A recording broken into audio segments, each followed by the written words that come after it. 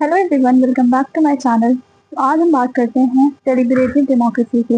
Basically deliberative democracy क्या होती है, इसके क्या मीनिंग, क्या मतलब होते हैं। ठीक है, तो स्टार्ट करते हैं।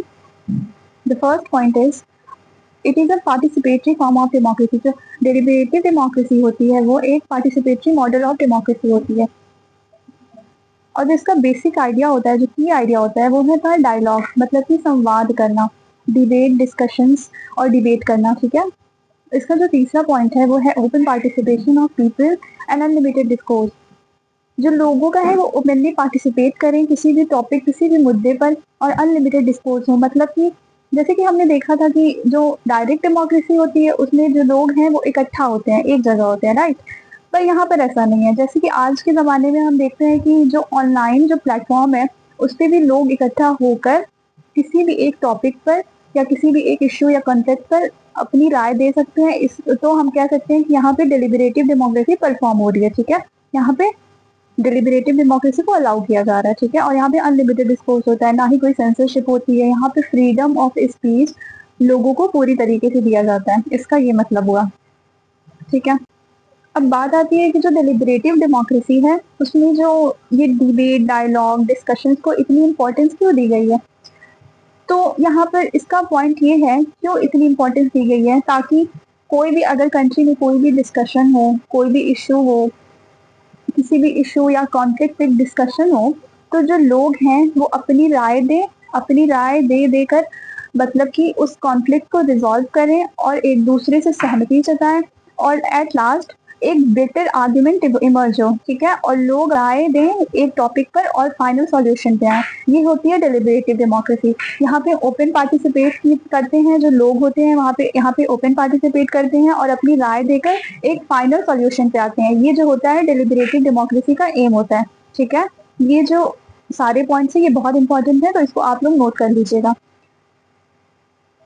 और इसके एक जो मेन थिंकर हैं आप लोग याद कर लीजिए, वो हैं डेविड मिलर।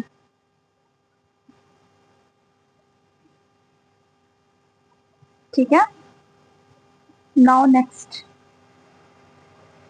अब यहाँ पर एक और दो और टर्म निकल कर आते हैं, procedural democracy, substantive democracy, right. तो अब इन दोनों के क्या मतलब होते हैं, इन दोनों को हम लोग कंपेयर करके देखेंगे। ठीक है, तो जब पहले हम प्रोसीजरल डेमोक्रेसी को देखते हैं, तो जो प्रोसीजरल डेमोक्रेसी होती है, ये जो इसका जो मेन फोकस होता है वो होता है जो डेमोक्रेसी का जो बेसिक फीचर है, जैसे कि रेगुलर इलेक्शन कंडक्ट करवाना, free and fair election conduct करवाना, इंडिपेंडेंट जुडिशरी होना, ये सारे जो फीचर्स होते हैं वो प्रोसीजरल डेमोक्रेसी में हमें देखने को मिलते हैं। The first point is should be conduct regular, free and fair election.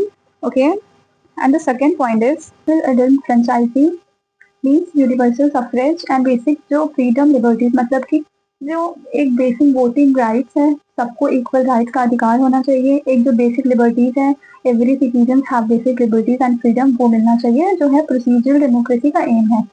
And the third point is representative institution, मतलब कि पार्लियामेंट होना चाहिए, लेजिस्लेटिव असेंबली होना चाहिए, ये सारे इंस्टीट्यूशन होने चाहिए, तब हम मान सकते हैं कि यहाँ पे प्रोसीजरल डेमोक्रेसी फॉलो हो रही है।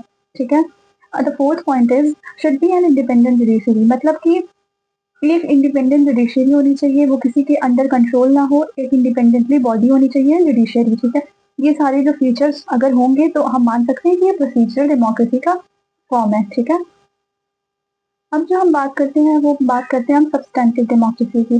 ठीक है, तो अब सब्सटेंटिव डेमोक्रेसी में क्या होता है, सब्सटेंटिव डेमोक्रेसी में होता है कि यहाँ पे जो जो लॉज हैं, जो रेगुलेशंस हैं, वो उतने मायने नहीं रखते हैं। यहाँ पर जो बात की गई है वो पीपल के वेलफेयर की बात की गई है। इसमें यह है कि जो प्रोसीजर है, जो लॉज एंड रेगुलेशन है, उसको हम इम्प्रूव कर सकते हैं बाद में भी, पर जो the most important is that जो इक्वालिटी है, जो जस्टिस है, वो यहाँ पे ज्यादा इसके मायने हैं सब्सटेंटिव डेमोक्रेसी में। अगर इक्वालिटी मिल रही है हर लोगों को, हर जो पीपल हैं, और जस्टिस मिल रहा है हम लोगों को इक्वली, तो यहाँ पर हम कह सकते हैं कि सब्सटेंटिव डेमोक्रेसी फॉलो होती है। ठीक है, the third point is people's welfare is more important, मतलब कि जो पीपल हैं, जो लोग हैं, उन लोगों का वेलफेयर सबसे ज्यादा इम्पोर्टेंट है। इंस्टेड ऑफ कि जो लॉज और रेगुलेशंस हैं वो अच्छे हों, इंस्टेड ऑफ दैट जो पीपल का जो वेलफेयर है वो ज्यादा इंपॉर्टेंट होना चाहिए। सब्सटेंटिव डेमोक्रेसी का एम ये होता है। अगर ये सारी चीजें हैं तो हम मान सकते हैं कि सब्सटेंटिव डेमोक्रेसी वहाँ पर फॉलो हो रही है, परफॉर्म हो रही है। ठीक है, अब the last point is that जो पीपल है उनका किसी तरीके से एक्चुअल पार्टिसिपेशन करवाना, सब्सटेंटिव डेमोक्रेसी का ये जो एम होता है, मतलब कि किस तरीके से पार्टिसिपेशन करवाना, जैसे कि लोगों का यूनियन बना देना, फ्रीडम ऑफ स्पीच देना, सेंसरशिप ना हो, ये सारी जो चीजें होती हैं वो किसी तरीके से लोगों का जो एक्चुअल पार्टिसिपेशन करवा देना डेमोक्रेसी में, ये जो है ये जो मेन एम होता है सब्सटेंटिव डेमोक्रेसी में। जबकि प्रोसीजरल डेमोक्रेसी में rules laws and regulation follow होते हैं, लेकिन सब्सटेंटिव डेमोक्रेसी में ये सारी चीजें नहीं होती हैं। ठीक है, अब जो मेन बात आती है कि जो ये लिबरल डेमोक्रेसी है वो एक तरीके से ये प्रोसीजरल डेमोक्रेसी का ही फॉर्म है, और ये जो सोशल डेमोक्रेसी है वो सब्सटेंटिव डेमोक्रेसी का ही फॉर्म है। ठीक है, अगर हम लिबरल डेमोक्रेसी की बात करते हैं तो समझ लो कि ये प्रोसीजरल डेमोक्रेसी की ही बात कर रहे हैं। अगर हम सोशल डेमोक्रेसी की बात करते हैं तो हमें समझ लेना चाहिए कि हम सब्सटेंटिव डेमोक्रेसी की ही बात कर रहे हैं।